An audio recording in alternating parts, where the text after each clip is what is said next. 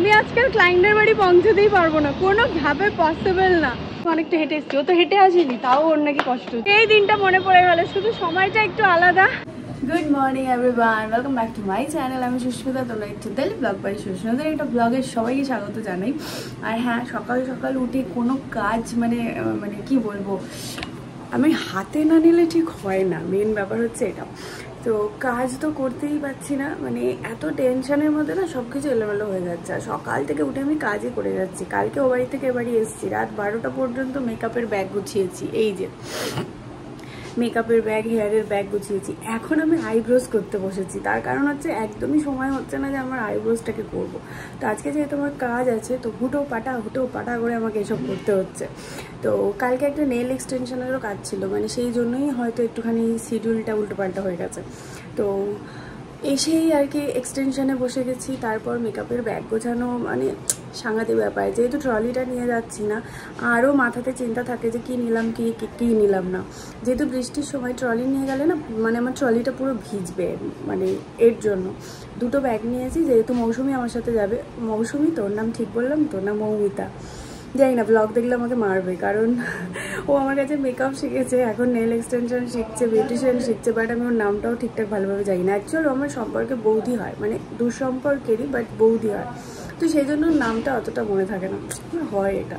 তো মৌসুমি নয় মৌমিতা, যে একজন হবে। তো ও যাচ্ছে আমার সাথে, তাই ভাবলাম চলো দুটো ব্যাগ, যেহেতু দুটো ব্যাগ করে নিয়েছি, একটা হেয়ারের ব্যাগ, একটা মেকআপের ব্যাগ, তাহলে হেয়ারের ব্যাগটা ও নিতে পারবে, আমি মেকআপের ব্যাগটা নিতে পারবো, তাহলে আমার ব্যাগ ভিজবে না। তো চলো কন্টিনিউ করতে থাকো। আর আমি আইব্রোজটা করে নিই। এটা একটা চাপের কাজ, এটা একটা সত্যিই চাপের কাজ যে আমার আইব্রোজ এখনো পর্যন্ত হয়নি। ও হ্যাঁ, আর যারা যারা চাইছো যে আমি আইব্রোজ কীভাবে করি দেখবে, সেটা আমি আই বাটনে দিতে পারবো কিনা জানি না, তবে ডেসক্রিপশনে লিঙ্ক দিয়ে দিচ্ছি, তোমরা দেখে নাও কীভাবে নিজের আইব্রো সুতো দিয়ে তোমরা করবে। ওকে, টাটা। এই যে আমাদের আজকে দাওয়াটা, মানে বারান্দাটা পুরোটা ঢালাই পড়ছে আর কি। তো পুরোটা আজকে পড়বে কিনা জানি না, একটা সাইডের এই যে হাফ একটুখানি পড়েছে, আর বাদবাকিটা পড়বে।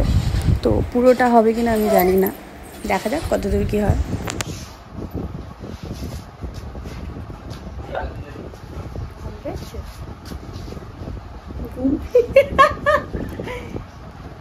ঘুম পেয়েছে, কাকে ভেঙচাচ্ছিস? সবাইকে ভেঙচে দিল।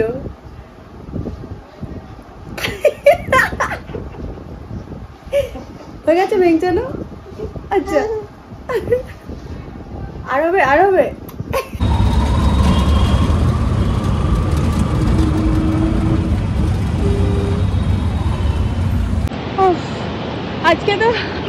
আজকে তো কোনোভাবে আমি ভিডিও ওপেন করতেই পারিনি, ফোন খুলতেই পারিনি, এতটা ব্যস্ত। ওরে ভাই রে ভাই, আজকে সকাল থেকে তো মনে হচ্ছিল আমি আজকাল ক্লায়েন্টের বাড়ি পৌঁছতেই পারবো না, কোনোভাবে পসিবল না।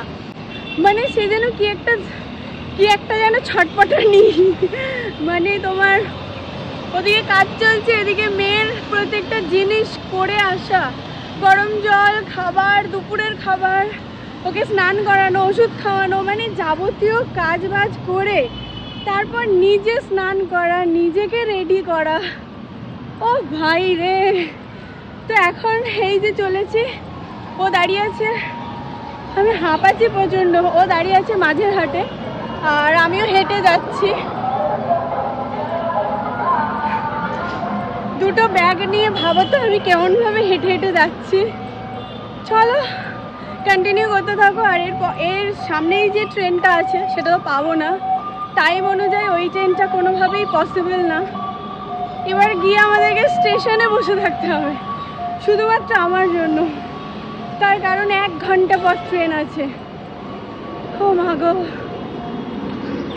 জানি না সে কোথায় দাঁড়িয়ে আছে। সেই আগেকার দিনের কথা মনে পড়ে গেল আমার।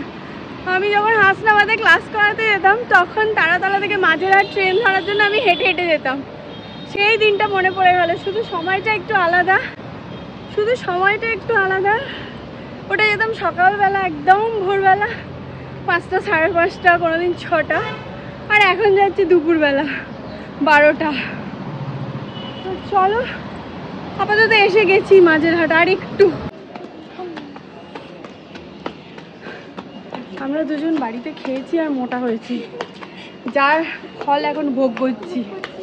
সেইটুকু মাঝেরহাট স্টেশন থেকে ওপরে উঠতে গিয়ে আমাদের অবস্থা খারাপ হয়ে যাচ্ছে। যদিও আমি অনেকটা হেঁটে এসেছি, ও তো হেঁটে আসেনি, তাও ওর নাকি কষ্ট হচ্ছে।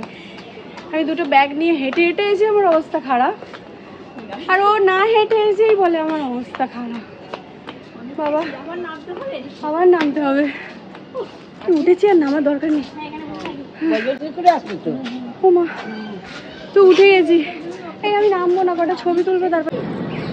ভদ্রমহিলা এসে গেছে। ভদ্রমহিলা অনেকদিন পর মোটা হয়ে গেছে, আবার বলছে কমে গেছে নাকি ওয়েট। এই গলিটা দিয়ে কোথায় যাবো রে বাবা? গলিটা দেখ কত দূরে লাগছে, ফোনে দেখ।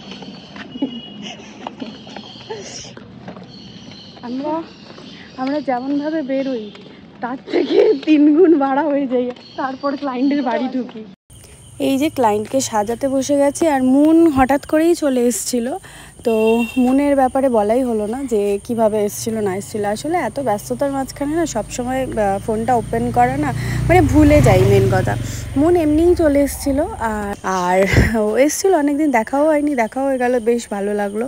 যতক্ষণ মেকআপ করেছি ততক্ষণ ও বসেই ছিল, বেশ ভালো লাগলো। কিছু কাছের মানুষদের অনেক দিন পর দেখা হলে কি ভালো লাগে, তাই না? আমার তো বেশ ভালো লাগে, বেশ আনন্দ হয়, মানে মন থেকে একদম উৎফুল্লর আর শেষ নেই, এরকম একটা ব্যাপার হয়। আমার বেশ ভালো লাগে। তো মনের সাথে দেখা করেও ভীষণ ভালো লেগেছে। আজকে ছিল দুটো ক্লায়েন্টের কাজ, দুটোই ছিল পার্টি মেকআপ, একদম সিম্পল মেকআপ। কিন্তু আমি বুঝতে পারিনি লোকেশনটা এতটা দূরে, প্রচণ্ড জার্নি হয়েছে, প্রচণ্ড কষ্ট হয়েছে। আমি যে কখন বাড়ি ঢুকেছি, মানে সে কি বলবো। এই সেম ক্লায়েন্টের কাজ আমার আবার আছে 2 দিন পর, মানে রিসেপশনের দিন। তো ভাবতেই না কান্না পাচ্ছে সিরিয়াসলি, মানে এতটা জার্নি। আমি যে কী ভেবে কাজটা নিয়েছি আমি না নিজেও জানি না। তো জানলে সত্যিই আমি নিতাম না যে এতটা দূর হয়ে যাবে। আর সবথেকে বড় কথা না, আমরা মেকআপ আর্টিস্টরা কাজ আসলে না যদি ফাঁকা থাকি ছাড়তেই চাই না, কোনো কিছু না ভেবেই আগে হ্যাঁ করে দিই, তারপর বুঝতে পারি। আমার সাথে তো এটা হয়ই, অন্য কার সাথে কি হয় আমি জানি না। আমি ভাবি চলো ফাঁকা আছে, কেন কাজ ছাড়বো। তারপরে যখন রিয়েলাইজ করি তখন অলরেডি অনেকটা দেরি হয়ে যায়, যখন মোটামুটি আমার আর কি একটা জার্নিও হয়ে যায়। মানে কি বলবো, পুরো আমি শেষ বলতে পারবো। তো দুটো সিম্পল মেকআপ ছিল, হেয়ারস্টাইলটা সামনে শুধু একটু অ্যাডভান্স টাইপস অফ ছিল, শুধু লাইন ক্রিয়েট করা, আর কিছুই না। পেছনটা জুঁই ফুল দিয়ে পুরোপুরি কভার করেছিল। তো তোমাদের কার কার পছন্দ হয়েছে লুক দুটো অবশ্যই কমেন্টে জানিও। আর এই হচ্ছে দুজনের ফাইনাল লুক। সিঙ্গেল ভিডিও আমি এইভাবে করিনি বলে দিইনি, তাই একসাথে সবগুলো দিলাম। আজ ছেড়ে বাড়ি চলে এসেছি আর এখন খেতে বসেছি। বাড়ি আসার পর এতটা টায়ার্ড আর এতটা রাত হয়ে গেছে, আমার খেতে ইচ্ছা করছে না, বাট খেয়ে নিতে হবে অল্প একটু মুড়ি আর হেভি রিচ খাবার দাবার। মাংসর ঝোল করেছে বাপি। ব্লগটা এখানেই এন্ড করছি। মেয়ে এখনো ঘুমায়নি, আমি আর বড় খেতে বসেছি। এই যে খাবার দাবার, ওর খাবার এইটা। ব্লগটা এখানেই এন্ড করছি। যদি কিছু ভালো লাগে অবশ্যই লাইক কমেন্ট শেয়ার করে দিও। Tata, good night.